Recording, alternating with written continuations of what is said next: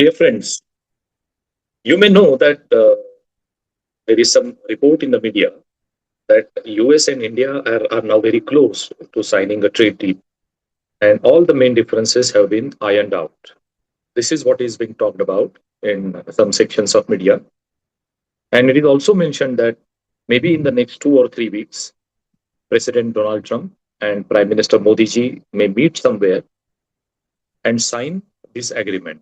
Here, I would like to mention that in some of the speeches of Prime Minister Modi ji, it was mentioned that India is very keen not to give too many concessions to the United States when it comes to our fishery sector and our agri sector, because it may hurt the producers and suppliers from India.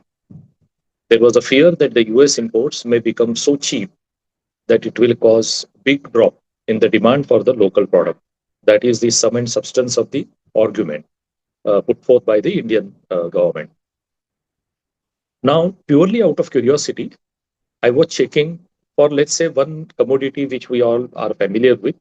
What is the price of fresh milk in the US? So, if you go to the website of Walmart and for particular grade, you may choose a particular grade which is also available in India.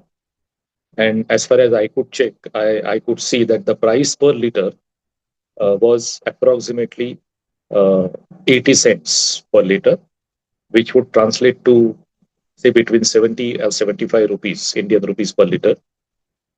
Now, we know very well that fresh milk won't be directly exported from there and carried to India. But purely for the sake of example giving, if we assume that somebody is able to do that very quickly, that is without causing quality problems to the milk, then the cost of transportation and after adding a minimal tariff, which is also acceptable to US government, let us say a tariff of 10 to 15% may be acceptable. So in that case, after adding the transportation cost, then the tariff and any other handling charges, etc., the price in India may become 100 rupees or even higher per liter. Now, if you check up the price of, say, Amul, it could be, say, between 65 and 70 rupees per liter for a comparable grade of milk. Now, the question is, let's say Indian consumer has a choice. He can purchase Amul milk, which is at, say, 70 rupees, or there is a US import available at 100 rupees, or could be costlier than 100 rupees. But I'm taking the most favorable number from the exporter's point of view. So, in such a case, we know very well that India is a very price sensitive market. So, if products are really comparable in terms of quality, etc., then it is likely that substantial portion of demand shall still remain with the Indian supplier or the Indian brand, which is Amul.